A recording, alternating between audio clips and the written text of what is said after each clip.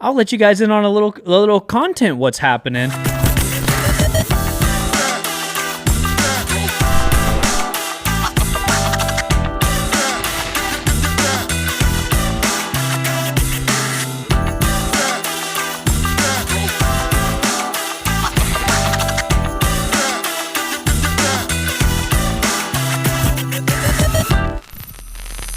Welcome back to the FloGrappling Show, a.k.a. the worst show on the internet. As always, I'm Trey Robinson. We got Joey Gilps over here, and then Papa Reed right here. Big Slack Barrett, MIA, dude. Missing in action from the show. Last we saw this guy, he was heading off into the distance in Long Beach. Looked like he was going to try and run into the ocean or something like that. Something real romantic with the sun setting. And we haven't seen him since, dude. If you guys got a beat on where Slack Barrett is, let us know. Send us a message. We cannot find this guy. But we're going to work. Drop a comment if you know where Slack Barrett is. Yeah. If you see him in the wild, take a sneaky photo of him and send it to us, you know? He'll love that. But we're worried, to be honest. Yeah. A little bit. A little worried. But, you know, we'll work with what we can. Today we're going to be recapping the 2025 IBJJF World Championship. We saw some new IBJJF World Champions be crowned. You know, some people securing their second, third title in the gi. But overall, an epic weekend of gi jiu-jitsu action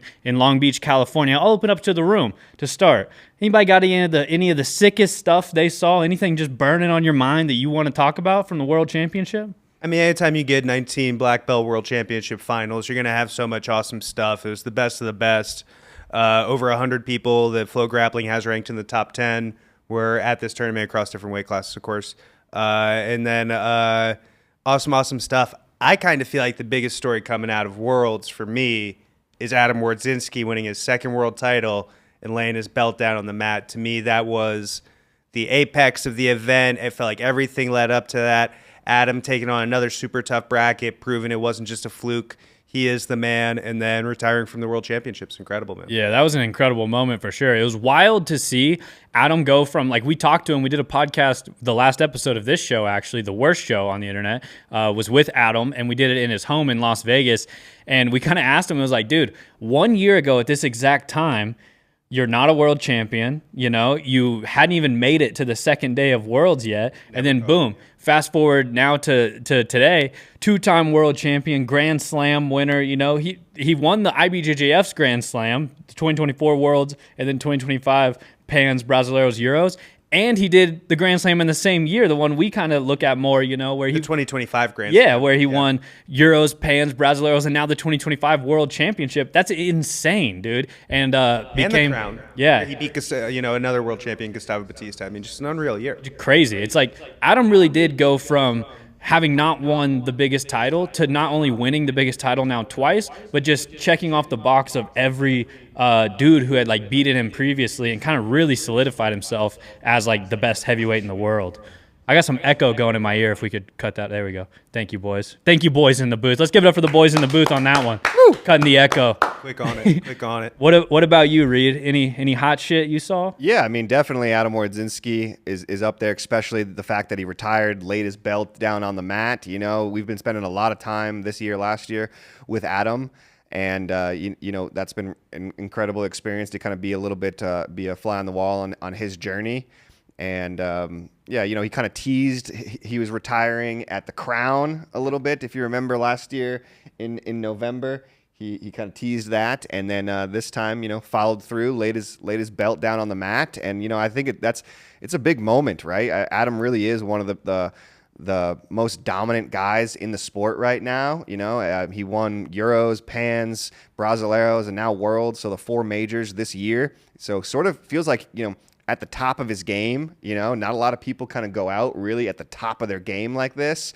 So for Adam to lay his belt down and, you know, after winning a world title, definitely feels like kind of, you know, one of the biggest moments of the weekend. And yeah, just talking to Adam afterwards, you know, I think he's ready. He's just kind of ready to kind of move on to the next phase of his life. You know, of course, he's got a son and everything like that. And just shout out Jan. And one of my closest friends at this point, I consider him. Yep. And you know, he just moved to Vegas and is doing things in Vegas and whatnot. So he's got a lot going on. You know, it's sad to see that maybe we won't see Adam Wardzinski compete anymore because you know, some of the most incredible jiu-jitsu that we got to see all weekend came from Adam. Absolutely. Yeah. You know, the butterfly sweeps and everything that he does is just incredible. So yeah, big shout out to Adam Wardzinski and an incredible career. We can clap it up for Adam's career. What a career, 2-time world champion, at the top of his game, you know, incredible moment. What a cool ceremony, too. I love that jiu-jitsu has a little ceremonial kind of thing where people can lay the belt down and kind of show that this is what's happening. In wrestling, they leave their shoes on the mat. Here, they leave their belt on the mat. It's a cool little ceremony that we have. We can play some of his highlights here, too. This is his first match against Nico. We just missed the sweep. There we go. It's crazy though that now Adam has to like train and do stuff without a belt ever again because he left it. That was the only one. He left his belt, so he doesn't have a belt now. He's not a black belt anymore. Sad. Yeah, I do want to talk about the retirement thing though with you guys. I want to get your thoughts on this because we see jiu-jitsu athletes retire quite a bit, you know. And I've been on the record of the. You know, people retire, then they come back the next year and do the same tournament. I'm team, if you retire, it should almost be like a certain year ban from coming back. 3 or 4 years, like almost a USADA ban kind of. Yeah, exactly. But I do think it's kind of a specific thing also in jiu-jitsu where it's like, I wonder, is Adam retiring from competition jiu-jitsu? Is he retiring from, definitely not competition jiu-jitsu. We're going to see him probably we'll see him at Masters Worlds sure. and stuff. Yeah. But like, I wonder if it's almost like retiring from the adult world championship and like we might see him at Euros or like some event that he's like, well, you know, Euros is special. I got to do that every year. Or we'll go Masters, you know? So I don't know. You guys think we'll see Adam still soon in some of these other divisions and all that? I bet we don't see him soon, but I bet we do see him. Yeah, he'll kind of take in this win a little bit. Yeah, I think we're going to get a nice long break, a nice long rest. Adam's 34, been at this, you know, a long time, full-time professional. Body's got some miles on it. I think he needs the rest, right? Yeah. Especially after, like we said, checking off all these boxes. What an incredible physical toll that this is. This guy's 34, medical marvel, for him to be doing this. And I bet that once the body heals, the competitive spirit will still be there and we can get something going. Look at like a Marcelo Garcia, right? Yeah. Marcelo went out at the top of his game, the absolute man. But then, once his health was to a point where he could do that again and he still felt like competing and felt like getting back out there, he made it happen. So I think that's probably what we'll see with Adam. What do you think? Yeah, no, I agree. You know, and I do feel like it's a little different because like I feel like a lot of these guys who we see retire, you know, kind of are a little bit past their prime. And you know, I know Adam is 34, but he looks like he can go out there and you know, beat anybody. Yeah. Right. So I do hope we see him again for sure. You know, even if it is at Euros or, you know, even if it is at Worlds again, you know, it's like watching Adam's jiu-jitsu is some of the funnest stuff we get to do at the World Championships. So selfishly, I would love to see him again. But yeah, agree that he deserves the rest, deserves to do whatever he wants to do. But I wouldn't be mad about seeing him at the World Championships again, to be honest. I think, like, to me at least, Adam has like the hottest jiu-jitsu right now. Like everything Adam did in the World Championship, like got back Monday and just like immediately I was just trying to imitate Adam in every role I had. Just like, I'm not going to tell all of his secrets, I guess. He got mad at me on the podcast because I was busting out, you know. Hey, if I can see it, Adam, a pro jiu-jitsu competitor can see it too. Like, you can see right here, he's trying to set up the Ezekiel choke a little bit, I think. This kind of Ezekiel variation he hit in training like a ton of times. Reed felt it. I felt it, you know. It sucked for sure. He hit me with the Ezekiel choke, and he was like, you can't ignore 1% of the body. The windpipe. Great advice from Adam right there. But he just has like, I mean, I was talking to Espen a little bit like right before the finals, and he was just kind of like, you know, so many people speak highly of Adam that you talk to now. You know, he's such an inspiring guy for so many people, whether it be Megaton or Hibamar or someone like Espen, you know. And he was like, how can you not love Adam? He does everything in his own style, whether it be the rock and roll thing, his hair, the way he dresses and acts, you know, his jiu-jitsu. Literally, his jiu-jitsu is like very much its own style. Like Adam he really is just bringing this authentic personality and jiu-jitsu to the forefront. And it's like, yeah, bro, when I'm in the gym now, I suck at butterfly guard. If you want to sweep me, just play butterfly guard and sweep me right away, you know? But like, I'm trying to play it now because I'm like, this shit is so cool. It's so cool when Adam does this, the way he retains guard, everything. So yeah, every Adam Wardzinski match, I was like, okay, let me really lock in and see how he's setting this stuff up because I want to try this stuff in the gym, you know? Yeah. I was finally kind of pulling off the way Adam like applies pressure on the back where he gets their legs kind of crossed and has them stuck between like mounted and on the back. I was so good at that. Yeah, like, and it is just like you feel the person underneath you just being like, dude, I don't know why you're doing this to me. This is messed up. I'm gonna have to meet you in the parking lot afterwards.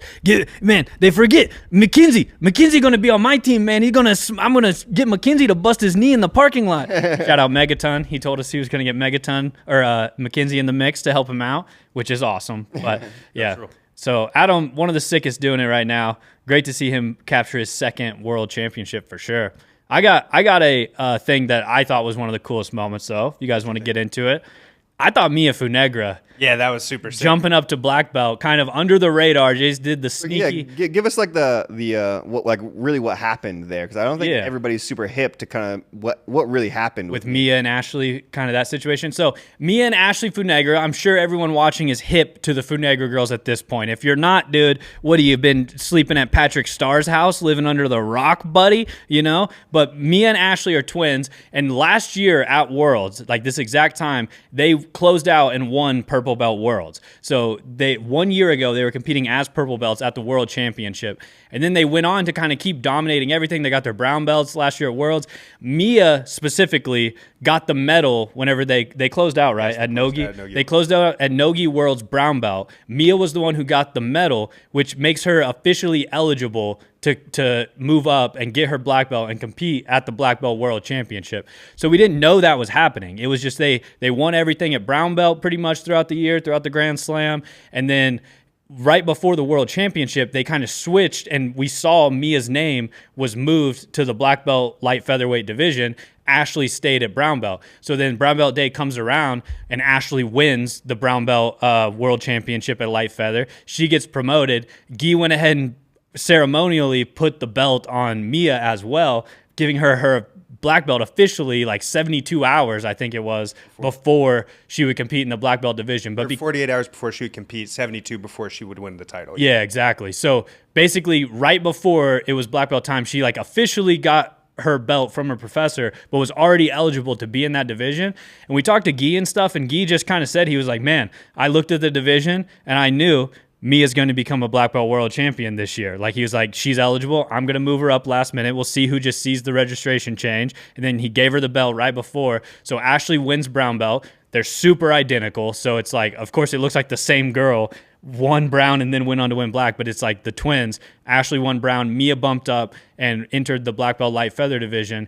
And, I mean, she killed it, dude. You can see her here. This is the semifinal, I believe, against Jessica Carolina. Jessica Carolina, she's a world champ, right? Or silver medalist? Was in the finals last year. She won Pans this year at this weight. She's super, super tough. She's beaten Maiza before. Yeah, so it's like she's incredible. Yeah, it's not just like Mia was like, oh, no one entered the division or anything. It's like Mia beat world champions along the way. She also beat Amanda Montero, right? First round. Yeah, so an incredible run, but you see her there getting the guillotine finish in this semifinal, punches her ticket to the light feather final on the final day, and it was just incredible. She came out, won it. She ended up almost taking the back, super dominant the whole way, but becoming the youngest ever IBJJF World Champion at 18 years old. So the youngest female and male now. Like Tyru Atolo did it at 19. She kind of took that over, beat him by some months, and Mia Fenegger, the youngest ever IBJJF World Champion. But there's just something to me that's so cool about someone being like, yes, Mia and Ashley could have closed out brown belt. At this point, we know for sure. Yes, Ashley won. They've done it to every tournament. Safe assumption that her twin probably would have made the finals. Brown belt would have met her in the finals. But I think it's so sick whenever kind of people are like, all right, she's eligible. No need to wait. Like, Guy knew that she could get it done, so she bumped her up, and she did get it done at the black belt division. I think that was such a cool story. I also think the Fenegger girls are just some of the nicest, like, coolest girls, in the sport today. So sweet. And Guy brought up how he was like, this was before the final. I think it was after she won the semifinal, he was like, no, Mia is going to become the youngest ever black belt world champion tomorrow. And then eventually she's going to become the face of women's jiu-jitsu. And like she's going to inspire women to not just, compete and do jiu-jitsu, but like do it by winning by submission, by like putting it all out there. So I don't know. I thought it was incredible. I'm super high on Mia Fenegger right now. And I thought that was one of the coolest things. Yeah. I mean, I think we're all super used to these, like, especially some of these later women's divisions. You get a lot of close matches, right? You get a lot of, on the advantages, and a lot of divisions are like that. But Mia was not like that this weekend. She was coming out and just stomping people, which was incredible to see. How aggressive her jiu-jitsu was, how effective it was. She was scoring all over. She went all the way from white belt to black belt world champion under AOJ and under the Mendes brothers. She's the first person to ever do that, which is pretty incredible. And they had an unbelievable tournament, not just at black belt. They had a lot of success at the color belt level too, which was awesome to see. I think 8 black belt world champions for AOJ. Crazy. Insane. I saw she posted a clip too today. She posted a clip of her first ever 2 points at black belt where she did like the fake guard pull to ankle pick, and then it cut to like her as an orange belt showing that technique like when she was just a little tiny kid. And it's like, that's incredible, dude. She's just been locked in with these black belt level techniques, and now she's getting to showcase them on like the biggest stage in the sport. So funny. You're like, yeah, her little, she's like grown, and she's like, she's like still pretty an inch taller.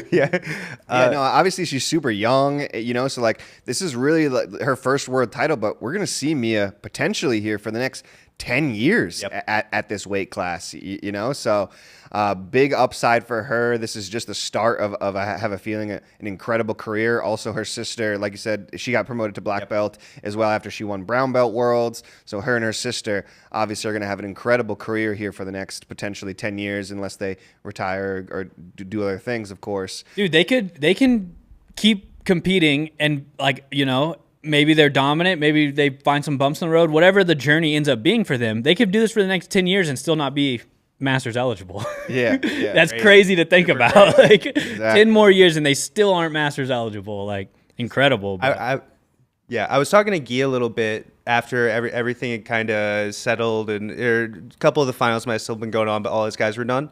And he was talking about the record and how the record was really cool, but it might not actually stand that long. Because there's so many up-and-comers, even in his gym. You know what I mean? And with the new IBJJF rules the way they are around, people can get promoted much faster. I think you're going to see this a lot more. The thinking for a long time was like, let them, marinate in the color belts and get a lot of experience and get 50 submission wins against people who, can't even really hold the mat on with them, have trained half as long. But now I think it's moving a lot more towards like, no, get to black belt, get the experience, get in there. And I think that, while this is an incredible achievement to win it at just 18 years old, I don't think this is by the time Mia's, we're talking about 10 years in the future, I don't think that record will still hold. I think somebody will come along and have beaten it. Yeah, for sure. It just keeps getting younger and younger, obviously. Yeah, look at that, yeah. Like 2022, Ty got it to become the youngest ever. Now 3 years later, we have a new 18-year-old winning it. Both last youngest ever Americans too, so America, the young American kids coming on the scene, not messing around. Let's go. Yeah, so I was super stoked on the Mia stuff. I think she's going to be a great athlete, not just to watch now, like she's already a world champion, but I think Mia and Ashley and the younger sister Natalie too. They got a younger one too coming up. She might break the record. Who knows? Yeah, straight up. But these Fenegger girls, man, old world champion. Yeah, the Fenegger girls. The Fenegger girls are going to be athletes to watch for a long time. So get hip to them and start studying them for sure. But what else, Reed? You got a hottest topic you're trying to talk about? I mean, there's so much great stuff. I mean, I guess while we're on the topic of AOJ, you got to bring up Tynan Dalpra. Yep. Winning his 3rd world title. That's an incredible achievement, and he did so in dominant fashion. He definitely is another guy who, watching his jiu-jitsu, it just feels like he's kind of a little bit head and shoulders above a lot of the division and everything like that. Had a lot of submissions, maybe four submissions or 3 and a DQ. 3 and a DQ. So, obviously Tynan went out there, looked fantastic. Really kind of put a exclamation point on the end of his year as well. He also won Euros, Pans, Brasileiros, and now Worlds here all in the same year. So an incredible year for Tynan Dalpra. I know that he was, obviously what's happened at the World Championships the last 2 years with him losing and getting DQ'd early on in the tournament, it did feel like there was probably a bit of a weight on his back, not getting it done. And then, obviously went out there and dominated. So I thought he was going to have a big weight on his back too, and I hear where you're coming from with that. But talking to him and interviewing him and watching him, I felt like he was surprisingly loose. I felt like he was really surprisingly just kind of not actually that stressed and just going out there and doing his jiu-jitsu as best he could. And I agree. He definitely felt like he was just kind of enjoying the moment, letting the moment come to him and everything like that. Obviously it's a stressful weekend. It's stressful to be in there, especially if you're competing and everything like that. A lot going on, a lot of noises, it's just crazy, people screaming. So it can be kind of just like a sensory overload, especially I bet if you're competing, especially a guy high profile is Tynan. Everybody wants pictures and autographs and things like that. And there's obviously a lot of cameras these days, a lot of interviews and media and stuff. So a lot of teammates, he's cheering on Cole Abate. He's cheering for Mia Funegra and stuff like that. So it's obviously there's a lot going on. And I do agree that Tynan really just felt like he was just kind of, really enjoying the moment and just kind of letting it all wash over him. This is where he wants to be. This is what he wants to do, and sometimes it can be, stressful and it can get to your head and stuff like that. But I feel like Tynan did a really good job of kind of just, staying calm and just staying in the moment and really, again, just some of the best jiu-jitsu I think we saw all weekend in the Pyramid as well. Yeah, we're watching his quarterfinal right here? Yeah, I believe it's the quarterfinal, yeah. Yep, so incredible match here. Gets the submission here in the end. Spoiler alert. Yeah. All right. Was able to eventually go on and capture his third world championship ever, so obviously that was a big deal for him. One away from that coveted number 4, To get to the Hall of Fame, yep. He good interview with him afterwards where he talked about some of the setbacks that he had, like we talked about losing at the World Championships, breaking his hand right before the crown, having to pull out of the crown, which was a really low moment for him because that was supposed to be the comeback, right? That was supposed to be the start of all this. And there's another setback. And he talked about how Mika Galvao was the guy who reached out to him in that moment and sent him this really long Instagram message telling him just a message of support and how meaningful that was for him. And he went and watched a bunch of Mika's clips and, things that he did during his Grand Slam run, and that helped inspire him for his Grand Slam run. And I thought that was really interesting listening to him talk about that because those are such two titanic figures. Honestly, two guys we want to see compete against each other at some point. A little bit of rivals. Oh, you better do that update, dude. Better do that update. Called out, dang. Obviously a little bit of rivals, kind of, as well for the longest time. That was kind of Tynan's only loss at black belt. A match that we would absolutely love to see, two super dominant guys. Kind of that Rocky 3 thing, right? Apollo and Rocky getting in the gym together and, making it happen. We're going to get through this together. But yeah, just cool that, two guys were kind of on that level, understand each other, in a way that very few can. Yeah, they're both going through the same thing, right? It's great. Obviously jiu-jitsu is a small community and everything, and there's not many true rivalries where somebody hates the other person or something like that. There's a couple, of course. There's a few. But, we can name a couple. But really, when it all comes down to it, jiu-jitsu is a small community, and there's a lot to be learned from your other competitors and your peers that are out there and stuff. So that's great. Look at that armbar. Beautiful. Just beautiful jiu-jitsu. Incredible. So sick. Yeah, that's why we're there, And then you got Icaro, front row, baby. Nice. So incredible performance from Tynan. Another one, another guy who's obviously also super young in the sport, and we haven't seen the last of him. I have a feeling we're going to see him, accomplish, some incredible things in the next 5 years as well. So, obviously we're keeping an eye on Tynan too. Yeah, so kind of while you brought up Tynan, that made me remember some more of the athletes who kind of did complete the Grand Slam in the same year, all 4 majors in the same year. So just to shout them all out real quick, it was Tynan Dalpra ended up getting it done, Diego Pato, Jenaina Lebre, all AOJ. Pretty incredible year from the AOJ athletes. 1 academy, 3 athletes, 12 gold medals. Yeah, that's so nuts. But then also Adam pulled it off, and is that Gabby Paganas in the absolute, right? So she did it in the absolute. Those are the 5 that ended up completing it. So an incredible feat for anybody. And we can just go right into some Gabby Paganas action here, going up against Liz Clay. Liz Clay, gangster. Liz Clay is gangster as could be, dude. Obviously, you see here Gabby, one of the most destructive straight ankle locks in the game, able to get the finish there. But I just want to shout out Liz real quick. She did come out limping in the final and was like, this is the absolute, but it was like she wasn't going to not compete on the final. So shout out Liz for that. But Gabby was just on one this whole weekend, especially in this absolute run, right? She was trying to just take out everybody. She was killing everybody. I'll talk about Gabby in a second, but while we're on Liz Clay, if you want to see Liz Clay, I don't think we have it queued up, which is fine, but find Liz versus Larissa Martins of Dream Art.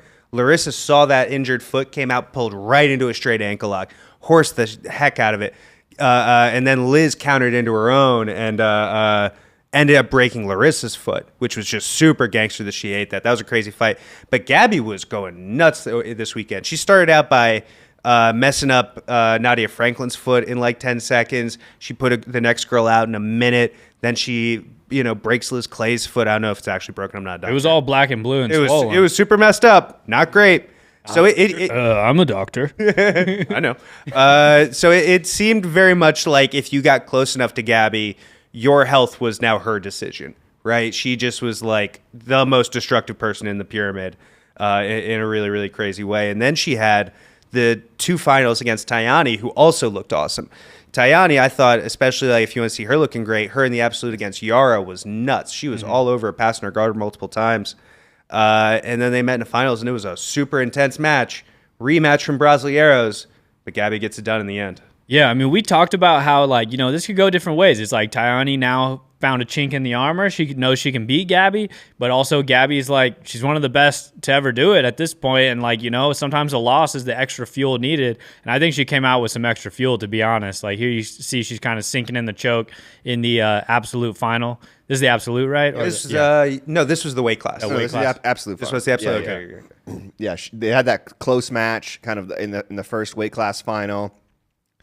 There were some things that happened. I forget exactly, but I remember it was a little controversial I forget exactly what happened to it. It was super intense until like one exchange. And then she solidified it here in the absolute and then final. Came back the second time, fought Tayani again here in the absolute, and was able to get the submission there. And her team, one of the most wild teams, of course, out there cheering for her. They had the masks of Gabby's face. Those were kind of freaking me out, dude. Is this the purge, dude? What's going on right now? Anybody who wrongs Gabby is about to get swarmed by all these kids from Cidade de Deus and just like with Gabby masks on. I don't even know who I'm fighting right now. I got to fight 15 Gabby Paganas, dude. I couldn't take one. I don't like my odds there. Yeah. Sounds good. Yeah. But Gabby Paganas also, just really solidified herself as kind of the face of female division. Yeah, 10 world titles now, closing in, or she ties Bia Mesquita now for this kind of lady goat conversation. Again, Gabby's still super young as well, so I have a feeling we're going to see her for 10 more years too, potentially.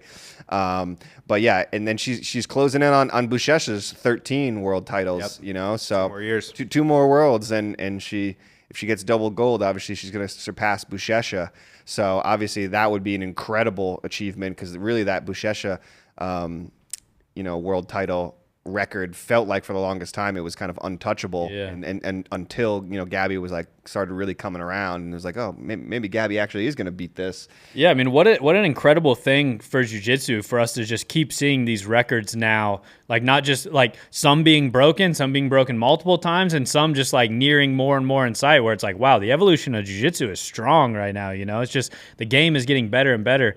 Where if Gabby keeps on this pace, what could this title record end up being? Is she gonna have 20 world championships? She very well could. 100%. That's absolutely nuts. She just rocks out 2 every single time. And what's really like so like funny to me about it, not funny, but like it is like endearing and positively funny, is the way that it never gets old for the in-fight crowd. Yeah. Every single time, every single match, Marcio de Deus, her coach, is going insane. The crowd is going insane. Like Gabby just scored this 1,000,000-to-1 upset that they've never could have believed was going to happen. And here it is. And Gabby was the biggest turn. She just beat the 48 seed in the first round, and they are all going insane. They love it, dude. Like that's what they live for. They don't act like they've been there, and they don't need to. Every match is like, this is the coolest thing ever. Gabby just submitted another girl, and they go absolutely nuts for it. So I'm there for it for sure. They bring a special energy to the pyramid. The pyramid was rocking all weekend, to be honest. Start kicking it off with the first day. It was already jumping, and by the time the finals roll around, you got AOJ sitting right here in the all black next to Atos in the all white. Checkmat over here, just like chirping back over at both of those crowds. Like Alliance over here going absolutely bananas. Next to Gabby's crew. Dude, a quick shout out to Alliance. Alliance won their 15th team title, which is this was the mark of the 15th, right? They ended up taking that Dubski, I believe. Yes. And 15, or I feel like it's more than that. This was number 15. This was 15? Okay. Yeah. Okay. Yeah, the general, remember his favorite memory, right, was them winning 10. I think it was the one he referenced with Bernardo when they won their 10th. I'm pretty sure it was when Bernardo won and they won their 10th and team title, and then now this was the year they won their 15th. So that's an incredible feat right there. If you're tracking the team records and all that, shout out Alliance. Yeah, a lot of great teams out there, but man, Alliance still just brings so many good guys. From blue belt to black belt, they really lock up a lot of those gold medals, especially in the colored belts and everything like that. So Alliance is still just kind of like top tier in terms of just the amount of champions that they bring. It's crazy. But, talking about teams who can bring champions, who can get guys into the finals and kind of are always there putting on crazy shows, let's talk about some checkmat black belts who were able to get it done. Kicking it off with Jansen Gomez. Jansen, one of the most fun dudes to watch in the world. Like, I know we've talked about it before, but I'll stay saying it. Like, Jansen is must-watch jiu-jitsu, dude. So exciting. He just brings such a sweet energy, He's rocking, like, the hand-painted hoodie and the Cruella DeVille haircut here, the half and half, like the two-faced Jansen out there. But Jansen was sick all weekend. This is his quarter against Paulo Merlin, right? Yeah, and this was a great match here, kind of like towards the end of day one. You had the whole Gracie Baja crew going crazy. You had the whole Checkmat crew going crazy right in the corner of the pyramid here. And so this was definitely a big match. We actually went out and visited Paulo Merlin at his gym and visited Jansen at Checkmat HQ just right before the World Championships.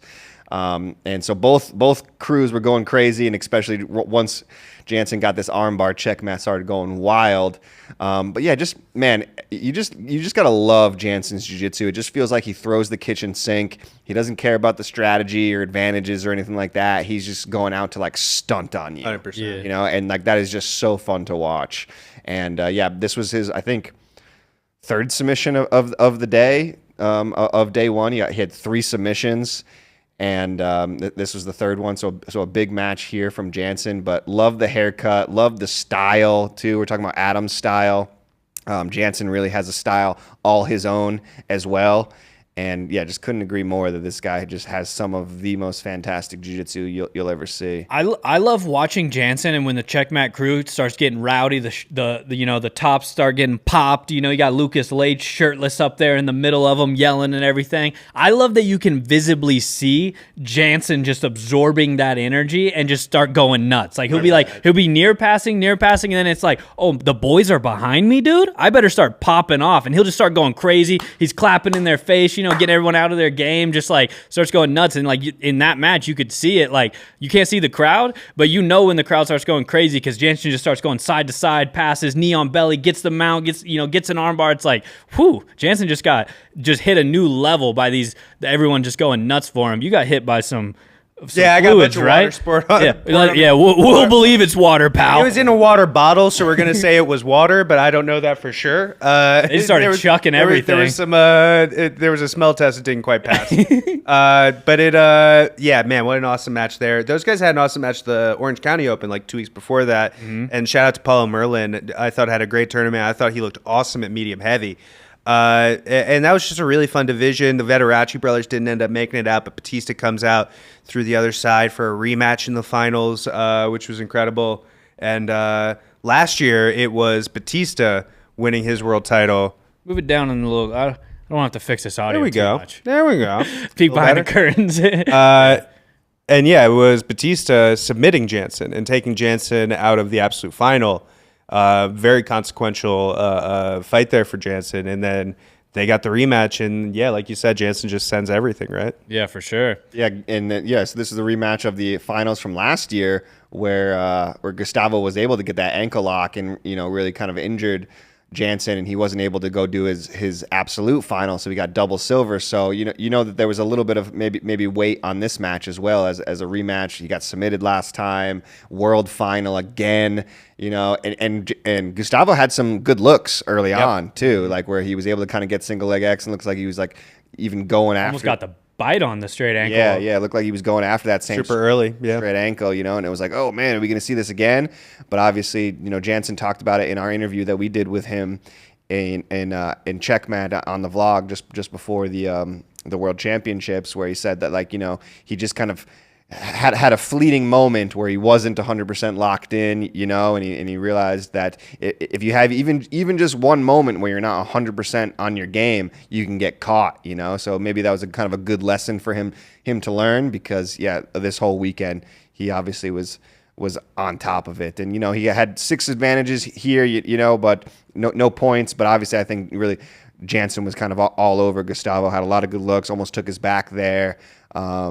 So a bunch of good things. You can see the Checkmat crowd. Yeah. 11 seconds left. They know what's coming here. What a godsend for those people to have somebody as exciting as Jansen. Go back just a little bit. This is one of my favorite parts of how Jansen will just throw out some endless style. Look at the crazy legs. He gets the crazy legs going. He's like, oh. Want some of this? Come on. What am I doing? Yeah. Look at that. We got Elvis Presley out there in the world's finals, dude. Just freaking getting the crazy legs going.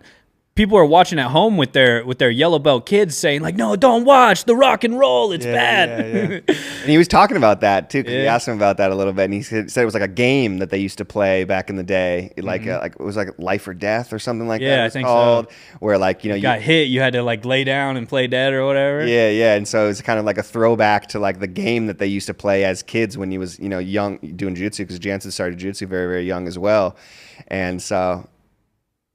Yeah, just love Jansen's style, love Checkmat and how much they get behind him, and just one of the nicest guys in jiu-jitsu as well. It's like moments after he won his world title, people were throwing belts down to him and asking him to sign their belt, the little kids and stuff like that, and he's still catching his breath, still dripping sweat, and he's out there signing autographs for everybody and stuff like that. He definitely loves the jiu-jitsu community, loves giving back and everything like that. So super happy for Jansen. Incredible performance. For someone who's never been in the pyramid during these finals, I feel like it is hard to really relay the energy and everything. What team would you guys say? All right, I don't want to get us in hot water here, but what team do you guys think in the finals brings the craziest energy when their athletes go out there and take the mats? Checkmat. It's got to be Checkmat. It is Checkmat. It's Checkmat. AOJ's been climbing and climbing. They're kind of got this party thing going, when their athletes are going. But it is Checkmat, dude. The amount of shirtless dudes just screaming and throwing liquids, like Joe said, is through the roof, and that's the number one criteria for me. How many shirtless dudes are there? How many hunks have popped top? And how many people are screaming? And the fact that Lucas Leitch will just get in the middle of them and go nuts. That's why Lucas Leitch is up there for my number one power ranking for just wildest coaches who will just go absolutely ballistic mode if he thinks the team needs to get it going a little bit. 100%. I mean, could you imagine Guy Mendes or somebody getting in the middle of if AOJ started popping all their tops and everything, Guy Mendes would I can see Hoffa calm down. Yeah. I can see Hoffa popping top and just flexing hard and letting everybody know he's still shredded. He's still actually the best featherweight on earth. Yeah, and Mateus Gabriel also from Checkmat was able to get it done. And I interviewed Mateus Gabriel after he won the World Championships, and I asked him about his team and Checkmat and how much that motivates him and stuff. And he was like, "Man, honestly, I'm sorry to all the other teams that you aren't Checkmat." He's like, I'm sorry that you guys don't get to experience this, because having Checkmat screaming and going crazy, he's like, there's nothing like it. He was apologizing to the other teams that they don't have that same level of enthusiasm and stuff like that. So there was a moment where another final was going on and Mateus finally, because it was after he had already won, and he finally gets back to the he's you see him walk into up into the stands with the Checkmat crew, and they just start the Mateus chant. They're all chant for him, and then he starts going nuts, it's there's just a IBJJF World's final happening, and they're just like, yeah, we don't care about that. Our boy's back, dude. They start going nuts for him. They start chanting Lucas because Lucas Leitch is going crazy. They start chanting Bushesha, Jansen. They chant Jansen's nickname, and they chant Adam, like all kinds of crazy stuff going on. I know. I'd be like filming something else, and I'm like following this person or whatever, and all of a sudden I hear Bushesha, Bushesha. I was like, what's going on with Bushesha? Is Bushesha here? Like, no, they just love him. No, he's nowhere close. They're just big fans of Bushesha. they're just reminding people. Yeah, just want to remind everybody. Yeah, so sick. A quick side note, Marcelo Garcia was around. He was there. We talked to him, and there was a minute where I was like, dang, Marcelo, you're looking fit, dude. And he said, I think I said, like, you're looking fit. Looks like you could be out there. And he's like, man, it always feels like you could go out there and win it. Yeah. And I was like, whoa. He was like, don't joke, man. He's like, I'm pretty close to being out there. Like, oh, man. I'm setting myself a reminder weekly starting next January. I'm just going to start sending Marcelo messages from the Flow account, just being like, hey, man, heard you look pretty good in gi training lately. Yeah. Hey, man, registrations for Worlds is open. Just letting you know. Send him the middleweight division. Yeah, hey, man, just, I don't know. The entry is like, I feel like you could hop in here, do okay. Yeah. That would be incredible to see Marcelo back in the mix. IBJJF would for sure be like, points? What are you talking about, points? No. But what else should we talk about, Reed? I see you looking over there, queuing up something. DJ Reed, what we I got? was just trying to pull up Mateus Gabriel's matches. Let's talk. Mateus Gabriel, after years away, gets it done. That was crazy to me for him to be, and he was able to close out with Renato Canuto a few years ago. But I feel like this was the run where it felt like he's truly back. He's had so many issues with his shoulder and then his knee towards ACL and everything else in there. I think that he was able to really navigate it. Looked like the old him. Awesome guard, awesome work all around. Gets it done in a very, very close fight against Andy here in the finals. Kind of a controversial fight against Andy here in the finals. Andy was definitely the favorite coming in, but Mateus getting it done in that lightweight division, man. Yeah, now he's won every final that he's been in now.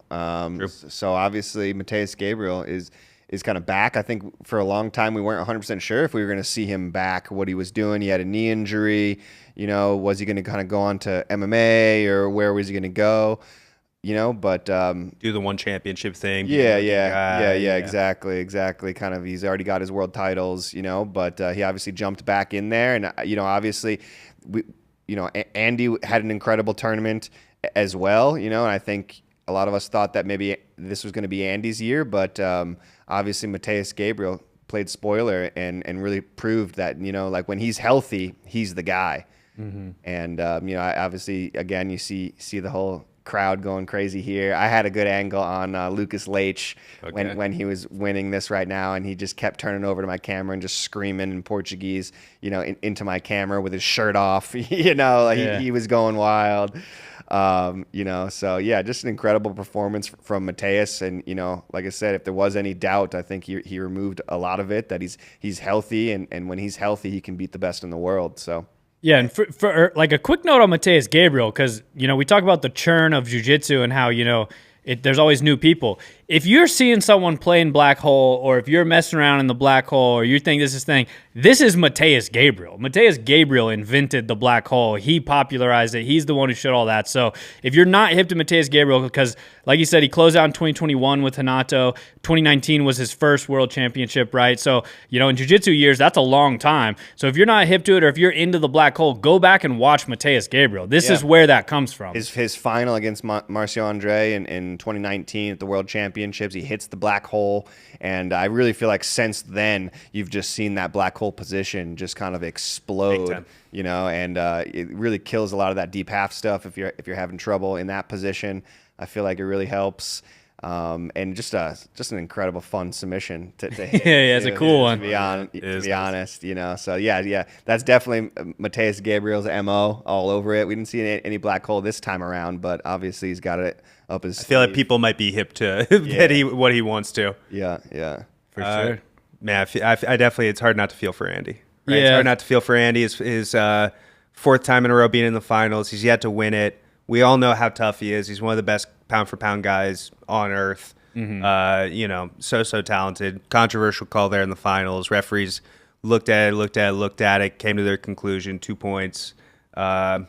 Man, it's super tough. Yeah, I mean, Andy's going to get it done. Andy's gonna I'm get it confident done. Andy's going to be a black belt world champion. He's already a Nogi world champion. This guy fights the best of the best. Everyone fights the best of worlds, to be honest, but like nobody has more matches that I know of with Tynan and Mika than Andy. And then he ends up fighting Mateus Gabriel, like one of the best to do it in the finals. So I do think Andy's going to get it done. He's going to have his year for sure. So definitely feel for Andy. I love Andy. Andy's a great guy. So, but he'll get it done. But Here's another. This is from we have one of his earlier matches. Maybe I think it's just a qualifying round. yeah, this match might be like earlier. his first match. Yeah, it's first round. Yeah, where he gets a 6 submission here. Good little guard pass to the back take. And yeah, they were getting in trouble with those double pulls earlier. It's kind of crazy looking back how close he really was to like a double DQ, because I think it was Silveira coming up on a double pull that prevented the double DQ. It was really, really close to Mateus's day being over very quickly. Just the 6 choke from the submission back right there. Yeah. 6 submission from him.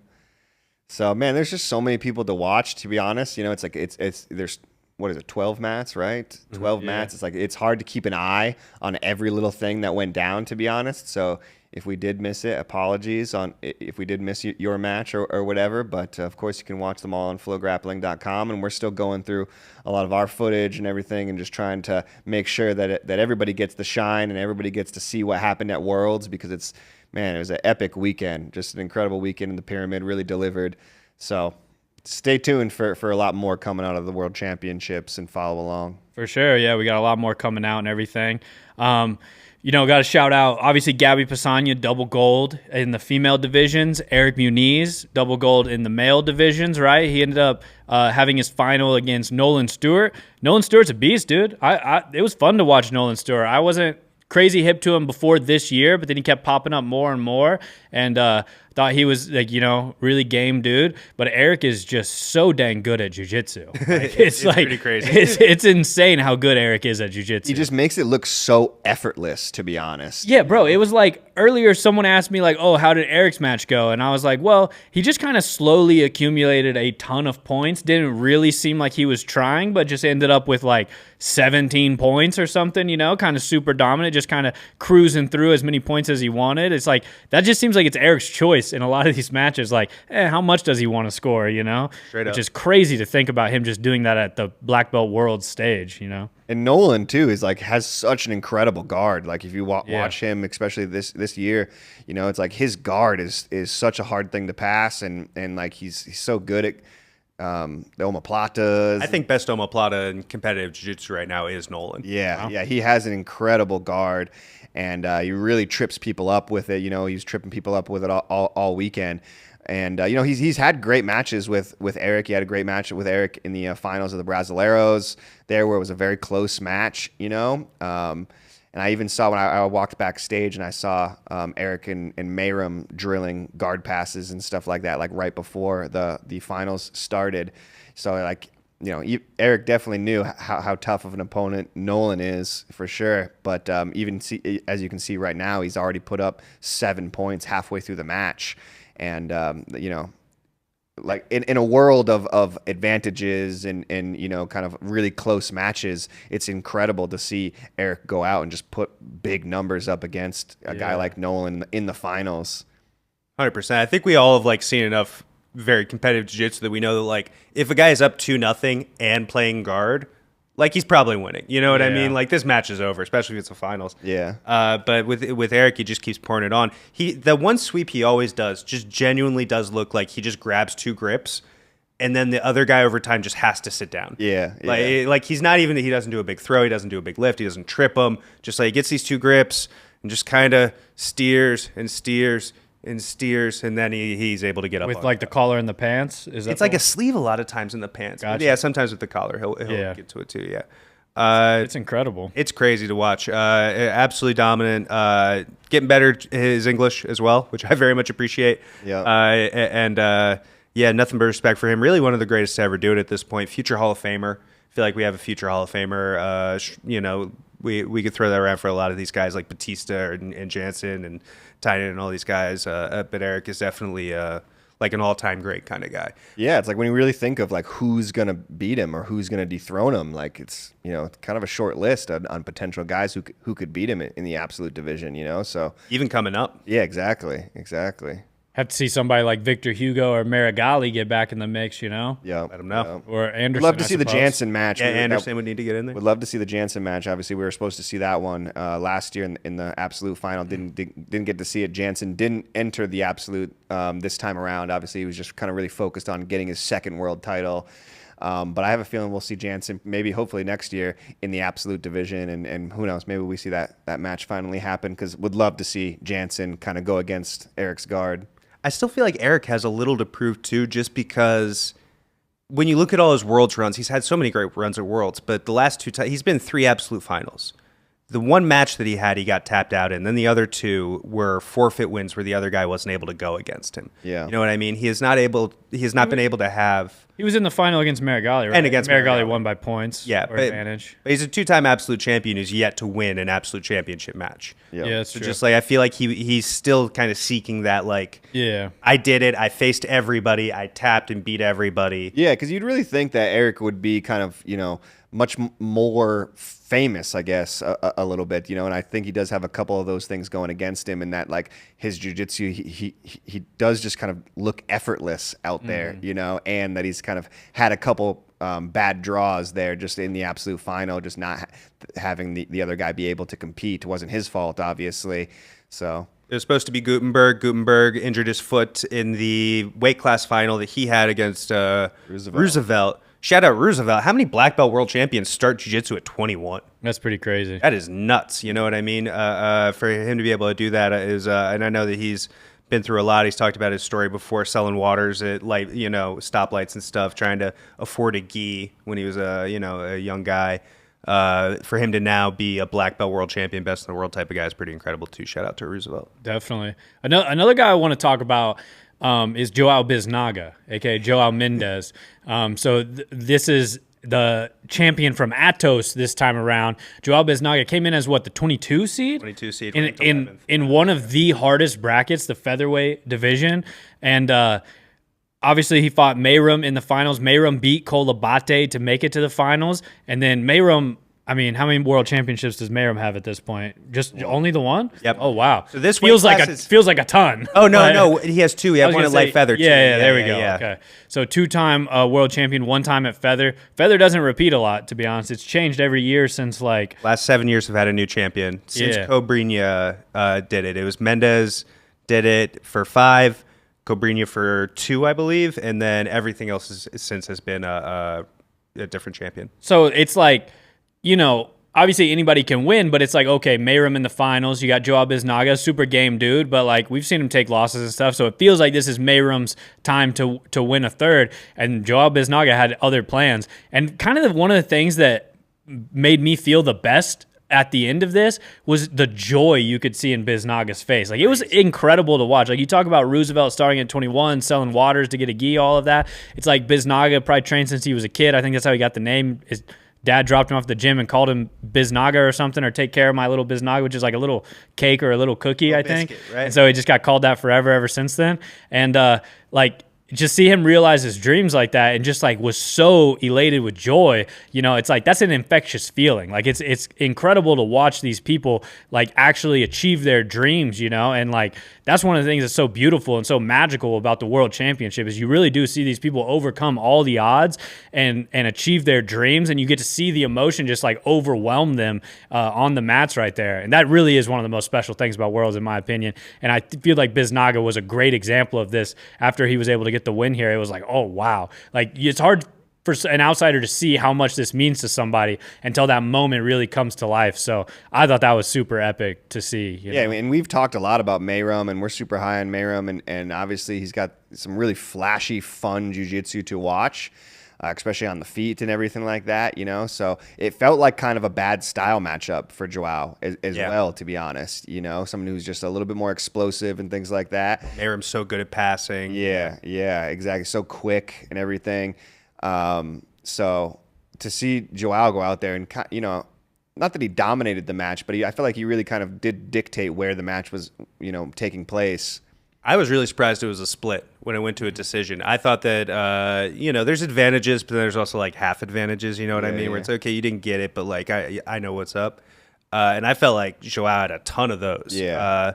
And when it went to a decision, I felt like he had definitely done enough. But then, one judge disagreed. Fair enough. He knows a lot. That's his opinion. He looked incredible all weekend. This bracket was nuts. I knew this bracket was going to be nuts when Eduardo Granzado beat Fabricio Andre first round. Yeah. That was a nuts upset, and Eduardo is a super game guy. Both the Sodre brothers were in here causing havoc. Kennedy was in there. There was that crazy Kennedy submission, or the crazy Diego Sodre submission against Kennedy. But for Joao to, through all this wreckage and all these world-class guys and all these guys who were capable of winning it, for it to be Joao Mendes, man, he had his day, he had his weekend, his run, took it one match at a time, and got it done. His seventh time at this tournament. Okay. Has not medaled. Rate the hair, Reed. I mean, that's pretty sick hair, to be honest. Yeah. That's pretty good hair. The shaggy, curly, This is a cool shot right here. He's got a good look. Yeah, I like the gi with his name on the back and everything, And look, you can tell he's like, come on, give come it on, to me, boys. Just the insane joy. Yeah, incredible. Obviously, that's not lost on us. The way that these people accomplish their dreams. A lot of these guys have been training since they're 5 years old. Dreaming of maybe coming to America and becoming a black belt world champion. So to see these guys accomplish their dreams, like it's such a special thing to just be close by. Even right when that was happening.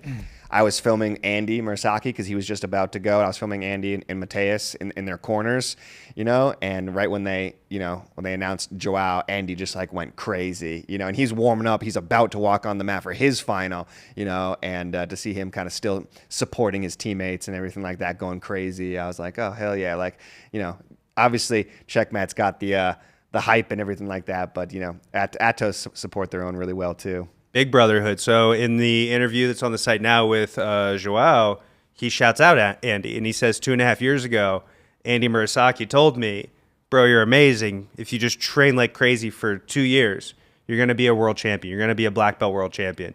Go all in. Give everything for 2 years. You're going to be a black belt world champion. And I did it, and here I am. I did it. So it was, he specifically called out, I think Andy and Joao train a ton together and have spent a ton of time making each other so amazing, and it's really it's showing here, man. Yeah, it was really cool to see. Going over some of the other world champions here, we have the Roosterweight final against Betto and Jaylen Fonacier. Jaylen, another super young guy in this one. But this one ended up being, a high scoring kind of sweeping back and forth Roosterweight match. But it was pretty wild to see Jaylen kind of arrive on the scene in this one. Jaylen's had a big breakout year. He was brown belt world champion last year out of Cobrinha's gym. First Filipino world champion, which is pretty cool. He had a really aggressive game all weekend, full-time college student still, which I think is pretty cool. What's he in college for? I do not know. But he came out and looked awesome. Beat Taliesin, who's a world champion, in the semifinals. Beat Betto in the world finals, who's a world champion. And puts himself as the top roosterweight on the planet. And what I'm really looking for and what I think is going to happen, this guy attacks a ton of submissions, right? He, I saw him going after straight ankle locks all weekend, throwing up triangles all weekend. Now that he has his chip, I think that his submission rate is going to keep going up. And I'm really excited to see what this guy's got. I think that secured the title, and now he can open up the game and kind of showcase more of what got him there. And just be more confident. You know what I mean? Like, okay, actually, I am the world champion. I'm going to go out here and do this. This is kind of the vibe I was getting. Is like, this is the start of something really cool for Jaylen. I'm really looking forward to him. Calls himself the future. A lot of close matches in the finals, but I felt like this one, Jaylen was really in control from the first minute, and it just, like, as I was watching the first minute, I was like, oh man, Jaylen's gonna win this, for sure. I felt that too. Just the kind of meta of the jiu-jitsu on the IBJJF mats, it was kind of clear, like, oh man, Jaylen is kind of dictating the pace this entire time. It feels like. And, was really played a really smart game, but obviously was able to sweep Betto a whole bunch of times, and they kind of swept back and forth a couple times. But yeah, huge year. And, another guy who trains in the SoCal area with Cobrinha and everything like that. So, if you're not hipped to Jaylen, another guy who's going to be on the scene for a long, long time here, and we're going to get a lot of great matches from him in the future. But huge win for him, especially just, Filipino American guy. It's like you don't see a lot of that nationality kind of represented, especially in the finals, especially in the roosterweight division. So I think it was a huge moment for not only him, but for, the countries that he represents. Definitely.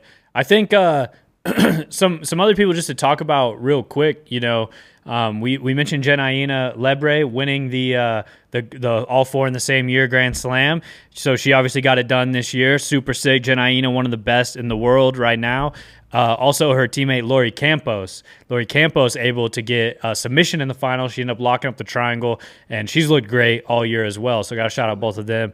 Anybody else we're kind of missing on like the major? I know we're missing a lot of people. All right, everyone in the comments is going to let us know that we didn't film their Juvenile 2 teammate who's a killer. It's really hard. It's harder than you guys think to cover every single thing, but we do the best we can. But like Reed said, all the matches, everything, it is on FloGrappling, so go check it all out. Watch every single match from the World Championship. There's probably thousands of them, so go watch all of those and then let us know which ones we missed. But the last guy I would shout out from the black belt level at least would be Diego Pato, who I know we mentioned had a finals rematch against Baby Shark, one of the best rivalries of this generation. Another super close one. This one was as close as they've had, I think. Really comes down to a referee's decision in the black belt world finals. Pato gets it done. I think from the outside looking in, there might be people who think like, okay, Gi, Pato takes it. No Gi, Diogo takes it. That's not how I'm reading this series. It's just like every single match is a 51-49, and who knows? Yeah. For sure. Yeah, it's obviously in recent time, right? Diogo won ADCC against Pato. Pato now wins World against Diogo. But like Pato has a WNO win, no Gi over. Yeah, I know. But yeah, this is an incredible rivalry. I think this is one that, if you're not appreciating now in live time, I think for sure people are going to look back in a 10 years from now and talk about how this was one of the craziest, biggest rivalries in jiu-jitsu for sure.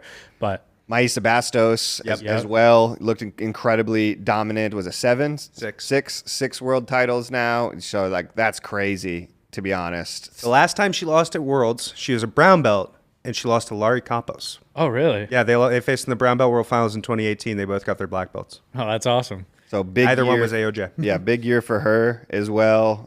She looked incredible. Obviously, tons of great matches. We didn't even really dive into the blue, purple, brown belts, but a lot of great future stars there. And a lot of times that's like a little bit more. Just some funner jiu-jitsu to watch because you get kind of both guys open up and you see a lot more submissions and stuff. But kind of in that same way that college football can be more fun than the NFL sometimes. You know what I mean? It's like, okay, I know the NFL is the highest level and black belt is the highest level, but also here I'm getting this guy who's going to be a 6-time All-Pro facing a future accountant. Yeah. That's really cool too. For sure. But yeah, definitely. So obviously we didn't get into the brown belts, and I think just go watch Helena Cravar versus Lillian Marchand if you want some of the action. I think that was a great match, pretty crazy one there, but Sarah Galval's run, a bunch of the brown belts. And then, dude, the juvenile blues, that's where it's at now, to be honest. Go watch Jonathan Anderson, watch Calabi, Henrique, go watch Fernando Paiva, and a bunch more of these blue belts. I want to shout out Olivia Barracine. She did the 2025 Grand Slam at Juvenile 2, double weight and absolute from Melky Galval. She's what a beast. Incredible. We're talking about who's going to knock off Gabby. Genuinely, if you want to start sounding like you know some about jiu-jitsu prospects, start talking about Livia Barracini. I'm sorry for saying the name wrong. I've only seen it written. She's a beast. She's a killer. So, I mean, the history of jiu-jitsu is incredible. The now of jiu-jitsu is absolutely incredible, and the future is going to be even better. It's like jiu-jitsu is – we're in a great place right now, and it's only getting better with all this stuff coming up. Like we talked about, the records are just going to keep getting beaten and harder to break again, but they're just going to keep getting broke. It's incredible right now what's going on in jiu-jitsu. But just a quick, what's coming up next on FloGrappling. We got WNO 28 on the horizon, dude. This is Friday, June 13th. WNO 28's going down. Ooh. Main event. Yeah, it's a spooky card, all right? Bring your mask. Bring it, whatever you want, to the hangar in Costa Mesa. Buy your tickets now at tickets.flowsports.tv. And the main event's going to be Mika Galvao going up against Jonatas Gracie for the 185-pound belt. But a lot of sick matches on that one. And then we got actually main character jiu-jitsu this weekend. Main character? As well this weekend, June 7th on Flow. They're doing a card down in Miami. I believe Achilles Hosha is in the main event. Obviously, some other Lucas Lira, Achilles versus Lucas Lira. Crazy match. Crazy match. That should be a lot of fun, and a lot of local kind of Florida gamers on the card as well. It's always a wild watch main character, so definitely tune in for that if you're looking. If Worlds didn't get your fix, or if you're more of a no-gi guy, we got you covered. Main character 7 here this weekend. So. Yeah, and get ready for WNO. And then, I'll let you guys in on a little content what's happening. Road to Worlds was so sick. If you haven't watched Road to Worlds yet, go watch it. We went to Midland. In Midland, they got a pretty girl hiding behind every pump jack. It's incredible. We went to Phoenix, Vegas, all of that. And me and Reed got the vlogging itch. We said, it feels good to be out in the community making videos, pumping them out in real time, giving the people what they want and some of what they don't. But we don't even care. So we decided, me and Reed are headed to Tokyo, Japan. We're going to cover the Asian Championship, and we're going to be bringing you guys some of the sickest possible content we can make. Now, listen, sometimes our talent, sometimes our capability, our use of editing software, it caps out. So that's why it'll be the best that we can possibly bring you, and that's still light years ahead of the rest. I'm just kidding. I'm getting a little cocky there. Sick, though. But it'll be awesome. We're going to Japan, so I'm excited to bring you guys some content from Japan and the Asian Championship, so that'll be dope.